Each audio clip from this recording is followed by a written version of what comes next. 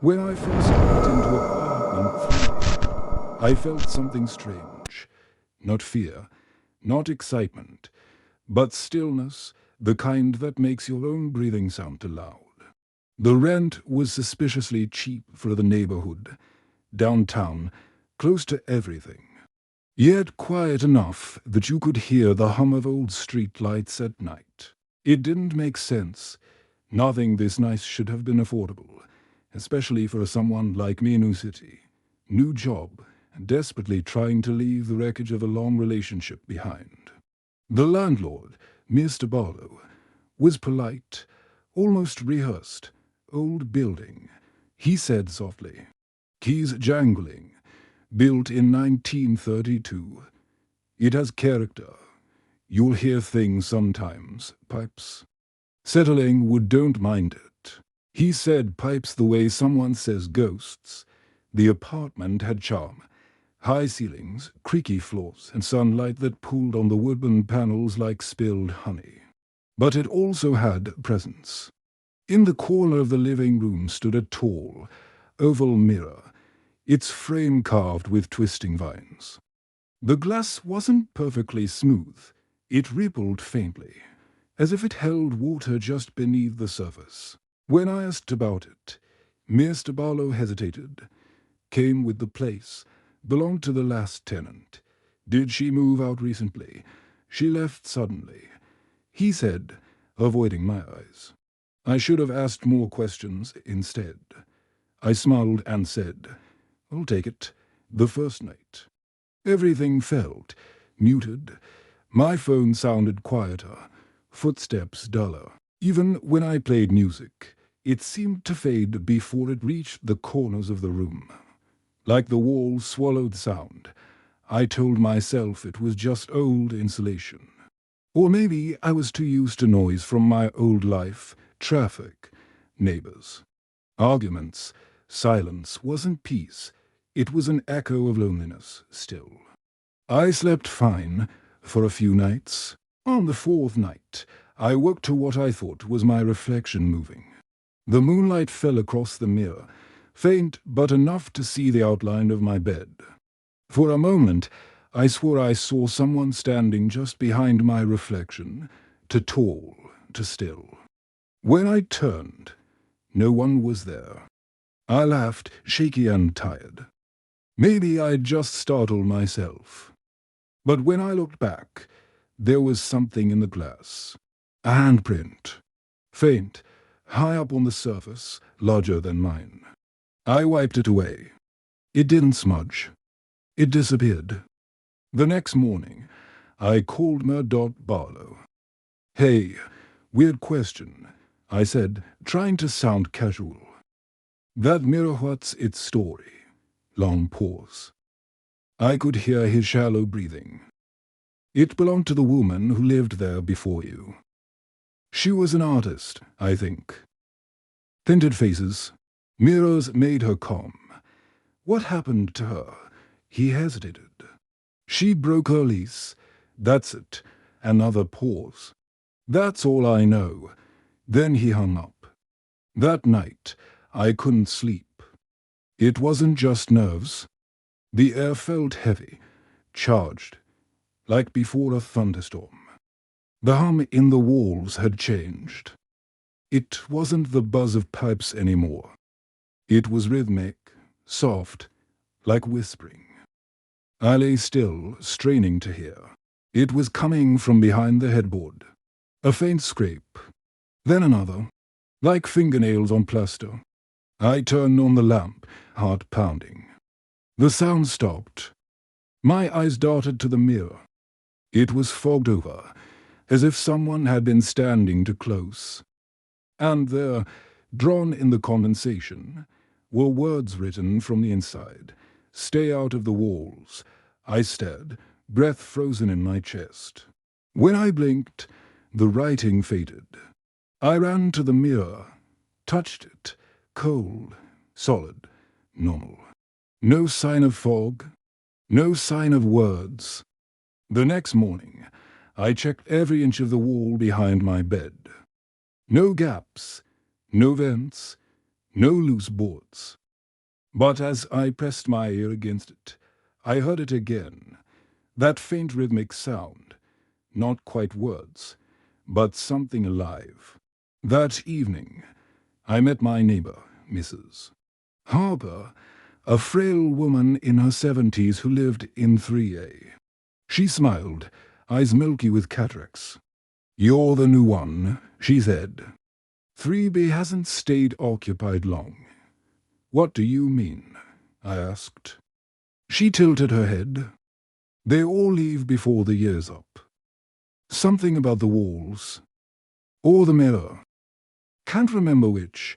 Then she shuffled off before I could ask more. I tried to convince myself it was superstition. Old buildings make noises. Mirrors fog up. People tell stories. But the next night, I woke to a thud from inside the wall. This time, it wasn't faint. It was angry. I turned on the light. My reflection stared back, pale, wide-eyed. And then she smiled. But I didn't. I stumbled backward, the lamp crashing to the floor. In the flickering light, I saw her, my reflection, move on its own. Her eyes darkened, mouth stretching into something unnatural. She raised her hand and pressed it against the inside of the glass, palm to palm with mine. My skin turned, I scolded. Then she mouthed something. 3 words. I couldn't hear her, but I knew what she said. "Let me out." The light went out. I screamed. When it came back on, the mirror was empty again. Just my reflection, trembling and small. I didn't sleep that night. I sat on the couch, staring at the door until the sun came up. When I finally worked up the courage to leave, I saw something new carved into the frame of the mirror, faint but deliberate. She's still here. I didn't go to work the next day. I couldn't. Every time I closed my eyes, I saw that reflection smiling when I didn't. The cold glass. The words carved into the mirror's frame. She's still here. I spent hours sitting at the kitchen table, trying to convince myself I was hallucinating from lack of sleep. But the longer I sat there, the more I began to notice it. The house breathing. Not literally, but the air inside apartment 3B seemed to pulse, as if expanding and contracting, almost in sync with my heartbeat. The refrigerator hummed louder than usual. The walls ticked and creaked even when the air was still, and then the whispering started again. It came from the wall behind the mirror this time, faint, like a child humming through a tunnel. I stood, pressing my ear to the cold plaster. Hello, silence. Then, so softly I almost missed it. Don't look. The voice was female.flat.tired. I stumbled back, staring at the wall as if it might start breathing. My hands were shaking. I grabbed my phone, recorded the sound. But when I played it back, nothing. Just static. That's when I realized the whispers only came when I listened. The more attention I gave them, the clearer they became. That night, I tried sleeping in the living room. I left the mirror covered with an old sheet. Boundary. M. I woke to a faint scraping sound. Metal dragging over wood. It was coming from the hallway. I crept toward the noise, every step creaking underfoot. The apartment door was unlocked, but I knew I had locked it. The chain was still fastened, yet the door hung slightly open, just an inch. Just enough for the faint smell of rain and rust to creep inside. I shut it quickly, hard hammering, then heard something else, a low, wet thud behind me. The mirror had fallen. The sheet had slipped halfway off, and for a second, I saw something move inside the reflection, something crawling in the dark behind me. I spun round, nothing. But in the reflection, the wall behind the bed looked different. There was a faint black outline, rectangular, like a hidden door. I ran my hand along the wall. My fingers brushed over a tiny groove, barely visible in the dim light. I pressed. The plaster gave way slightly, and with a soft crack, a section of wall lifted outward, revealing a crawl space. It was narrow, maybe 2 feet deep, filled with dust and old insulation. But something gleamed in the corner, a metal object, half buried. I reached in, hand trembling, and pulled it out. A cassette tape. It was labeled in black ink, 3B Night 1. The next morning, I bought an old cassette player from a thrift shop down the street. The cashier, a grey-bearded man, gave me a curious look. "Where'd you find one of those?" "In my apartment," I said. "Old building." "Yeah." He smiled thinly. "Be careful with that. Old things remember more than we do." Back in my kitchen, I slid the tape in and pressed play. Static. Then a woman's voice, trembling, but steady enough to recognize fear held just below the surface. "This is day 1. My name is Anna Wexler. I don't know what's happening in this apartment, but I'm starting to hear voices from the walls. It started with knocking, then whispering. It feels like the house watches me." My stomach dropped. "The last tenant. Last night, the mirror fogged up, and there was writing on it. I tried cleaning it, but the words came back. It's like something's inside, trapped." There was a long pause. Then, a faint sound, muffled but unmistakable, knocking. "They're in the walls again," Anna whispered. "They keep saying the same thing. Stay out of the walls. But I think they mean, don't let her out." The tape ended abruptly. A click, then silence. I sat frozen, heart pounding. If the voice was real, Anna had lived here, and she had disappeared. "Just like Mr. Barlow said." But where did she go? And who was her? That night, I confronted Murdoch Barlow. He looked startled when I showed up at his office. "Mr. Barlow, what happened to the last tenant?" "Anna Wexler." I found her recording. His face drained of color. "You shouldn't have gone looking," he said quietly. "What do you mean? She didn't leave." "She went missing." He rubbed his temples, eyes darting to the door. "The police searched, but there was no forced entry. No sign she left the apartment. They said she must have run away. But I've managed this building for 30 years. I know what I heard in that place. What did you hear?" He looked me dead in the eye. "Scratching. From inside the walls. When I got home, the apartment was pitch black. My lamps didn't work. My phone wouldn't turn on. And from behind the mirror came that same scratching, louder this time, urgent. I pulled the sheet off and gasped. The reflection showed my room perfectly, except for one thing. There was a woman standing behind me. Long hair, pale face, eyes too wide, like she'd been screaming for years. I turned round, nothing. I looked back at the mirror. She was closer. Her hand reached out from the inside. I stumbled back, hitting the wall. The mirror shuddered violently, and for a split second, I heard her voice. "Let me out, please." Then silence. I should have run. I should have smashed the mirror, called someone, left. But instead, I found myself whispering back, "Anna." No response. Just my reflection, eyes hollow, trembling. Then, faintly, the whisper came again. From behind the wall. A second voice now. "Two women. One crying, one whispering. She's not Anna anymore. Sleep wasn't possible after that night. Every time I closed my eyes, I heard her, the woman from the mirror. Sometimes she whispered softly, almost pleading. Other times she laughed, a low, hollow sound that crawled down my spine. By the fifth night, I stopped pretending I was okay. I stopped pretending it was just the house.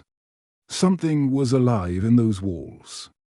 I taped over the mirror and shoved it into the closet, but that didn't help. The sounds moved, first from the bedroom, then the kitchen, then the ceiling.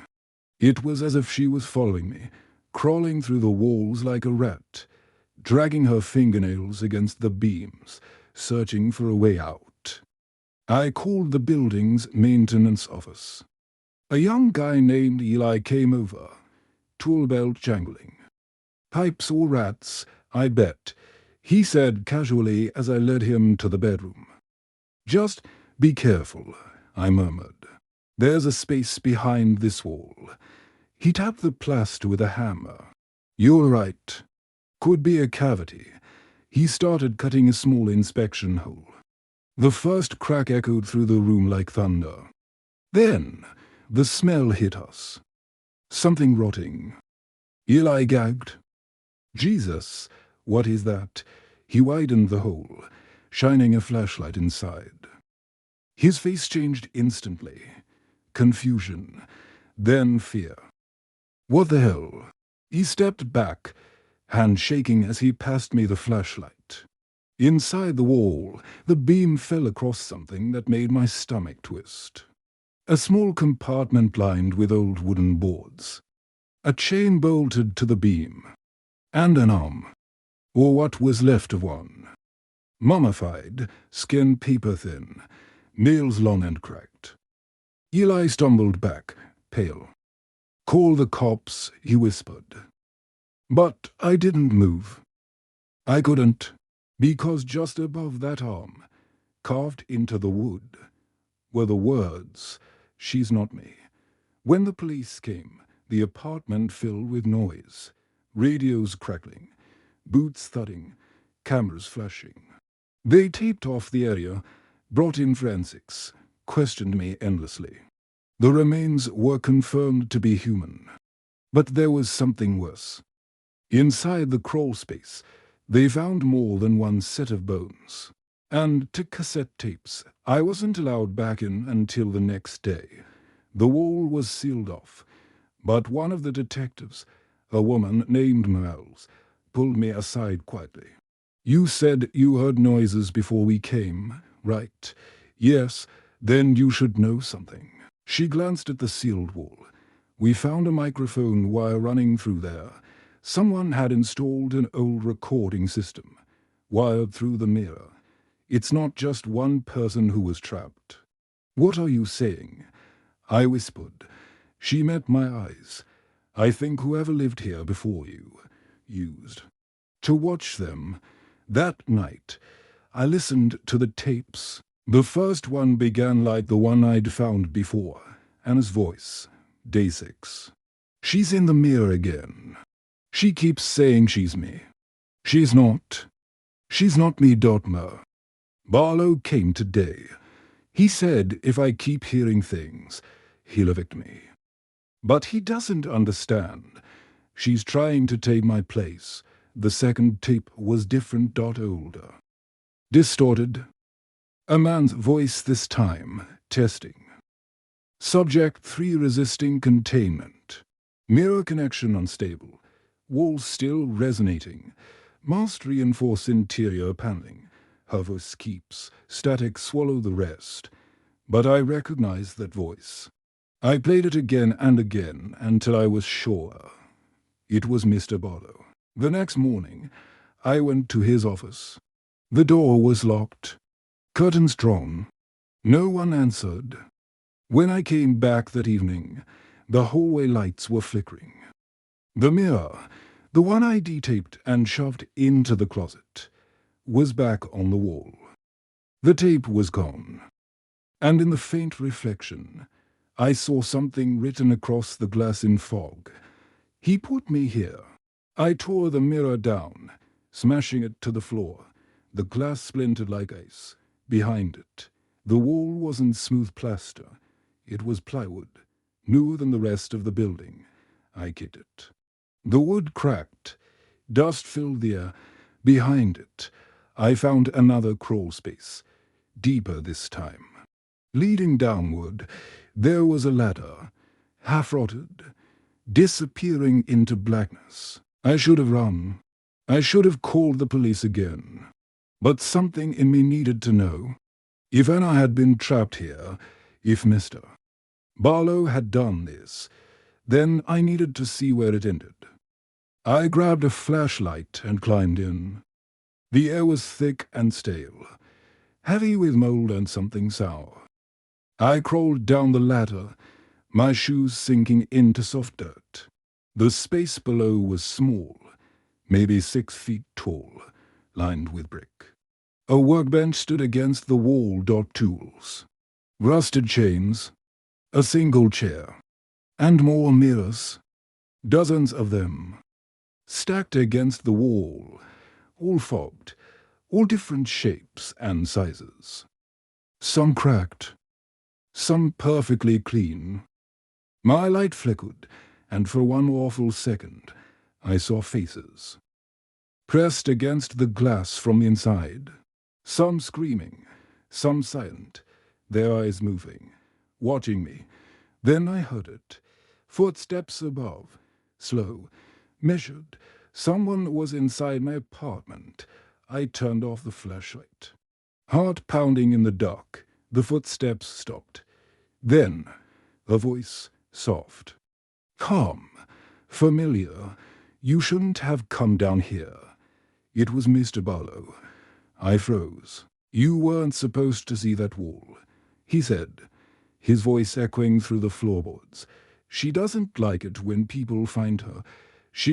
I whispered. He laughed quietly. You've met her, haven't you? In the mirror.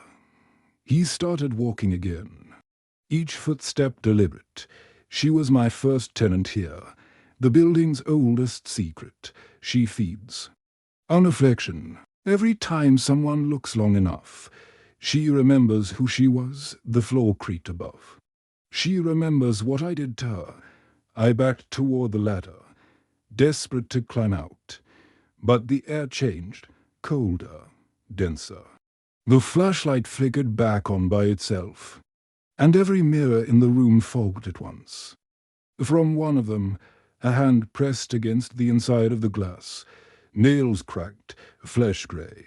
Then another, then dozens. The glass trembled, and I heard them all whisper together, 1,000 faint voices merging into one. He's here. Then the mirror cracked. I screamed, scrambling up the ladder, my hands slipping on the rungs. When I reached the top, the floor hatch slammed shut above me. Darkness swallowed everything, and then, softly, right beside my ear, you should have stayed out of the walls. The darkness inside that crawl space was absolute. I pressed my palms against the hatch above, but it wouldn't budge. The air was too thick to breathe, like I was inhaling the breath of something old. Somewhere above me, I could still hear Mr. Barlow's slow footsteps pacing across my apartment floor. Each one groaned through the wood like a heartbeat. Then came his voice, low, calm, to calm. Do you know why the mirrors were built into the walls, dear? I froze, listening. The sound came from every direction now, not just above. They weren't for decoration. They were for containment. Containment. The word echoed through the crawl space like a curse. Back in 1932, when this building went up, the architect's wife fell sick. She saw things in the glass, people, places, a world that looked like ours but twisted. She thought she could reach them, and when she tried, he paused. I could hear him smile through the wood.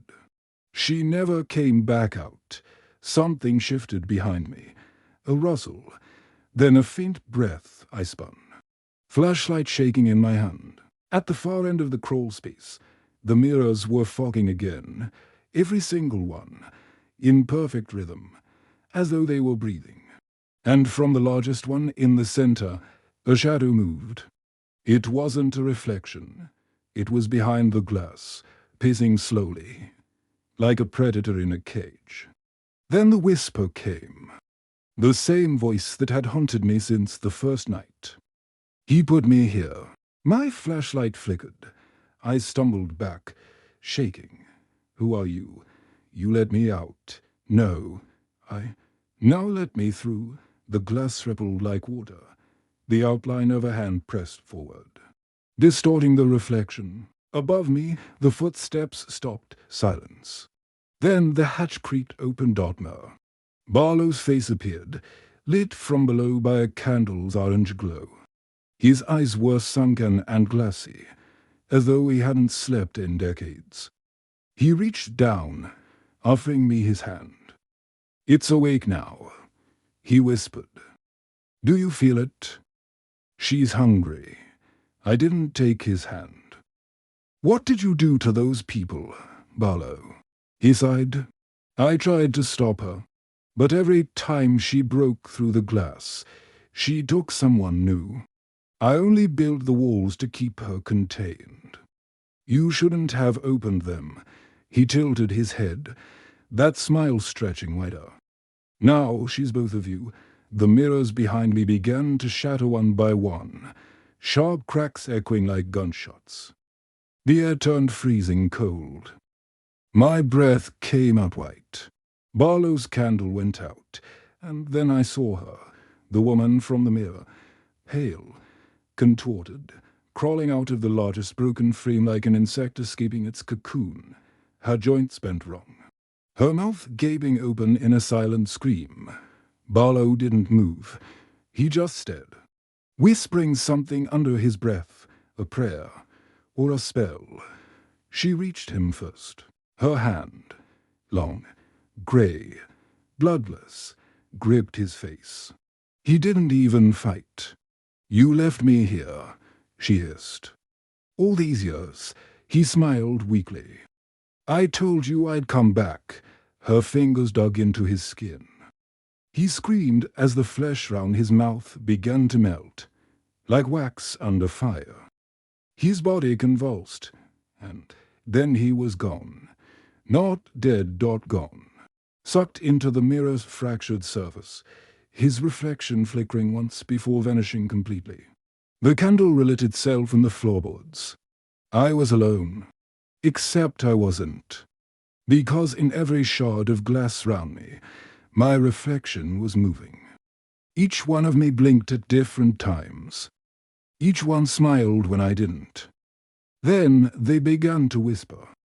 You let her out. You let her in. You let her in. I stumbled backward, hitting the wall. Stop. The reflections froze. Then one of them, the largest piece, still mostly intact, spoke. He was right. You're both of us now, I ran. I climbed the ladder, burst into the apartment. Slamming the hatch behind me, my hands were bleeding, my lungs burning. The room looked different. The wallpaper was torn, the floor warped like it had been underwater for years. Every mirror in the apartment, even the ones I'd never owned, was fogged over. And there, written across the biggest one, in long, dripping letters, "Welcome home, Anna." I backed away, shaking my head. No, I'm not her.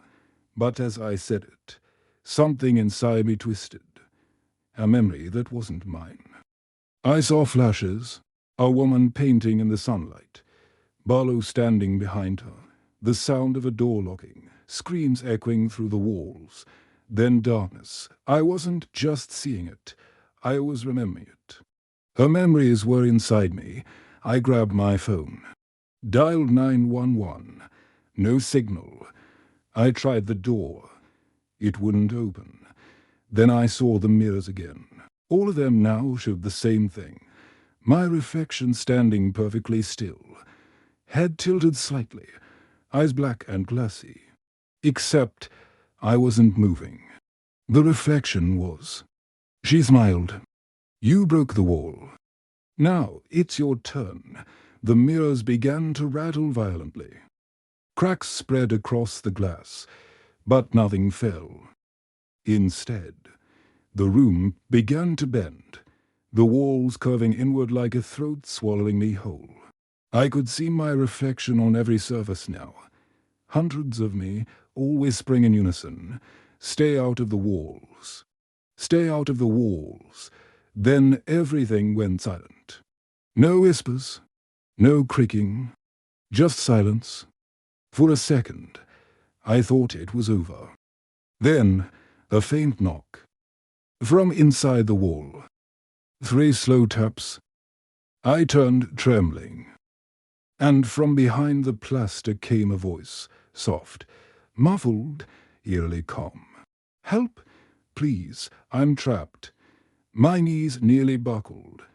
It was my voice. Have you ever woken up somewhere familiar, but it felt wrong? That was my morning.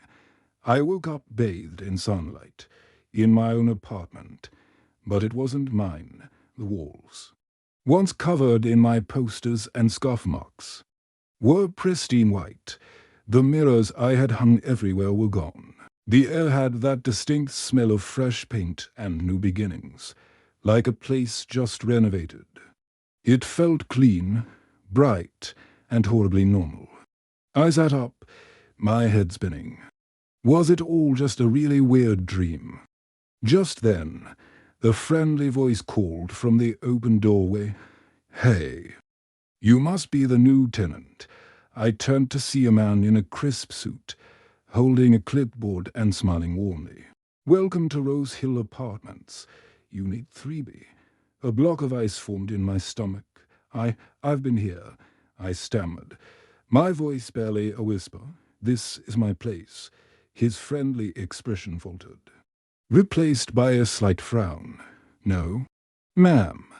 The previous tenant disappeared about 2 months ago. We had to clean the place out." He handed me the clipboard with the lease agreement. My name was printed at the top, clear as day, but the signature at the bottom. It wasn't mine. It was elegant, a perfect, flowing script. Anna Barlow. The paper slipped from my fingers. Fluttering to the floor, my knees felt like they were about to give out. The man looked concerned. "Is everything all right? You look like you've seen a ghost." I forced my eyes up, past him, toward the hallway. And that's when I saw her. In the reflection of the polished brass of the elevator door at the end of the hall, a woman was standing right behind him. She had my face dot my hair dot my eyes. She smiled, a slow, knowing smile, and then raised a single, pale finger to her lips in a silent shhhh.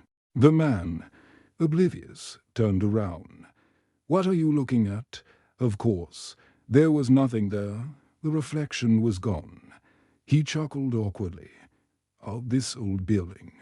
You'll get used to the creaks and weird reflections. Everyone says the same thing there first. Weak, it plays tricks on you." Yeah. I forced a smile that felt like cracking glass, I'm sure. I spent the rest of the day in a daze, unpacking boxes I didn't remember packing. Later that night, while cleaning the bathroom, I found something wedged behind the old pedestal sink. It was an old photograph, yellowed and brittle with age. It showed a man and a woman standing proudly in front of this very building, Rose Hill Apartments. I flipped it over. Written on the back in neat, looping cursive were the words, Murdot and Mrs. Barlow -1932. Our forever home. My blood ran cold. I stared at the faces in the picture for what felt like an eternity. The man was a stranger, but the woman, she looked exactly like me. It wasn't just a resemblance. It was my face, staring back at me from across the century. The next morning, I tried to shake it off. Just a series of strange coincidences, right? I stumbled into the bathroom to brush my teeth. The mirror above the sink was completely fogged over. Even though I hadn't run any hot water, my heart hammered against my ribs hesitantly. I reached out and wiped a clear patch in the condensation. My reflection stared back, wide-eyed and terrified. But behind me, in the mirror, something else was appearing. Red letters were being drawn onto the white wall, as if by an invisible hand. 4 words that sealed my fate. Welcome home, Anna.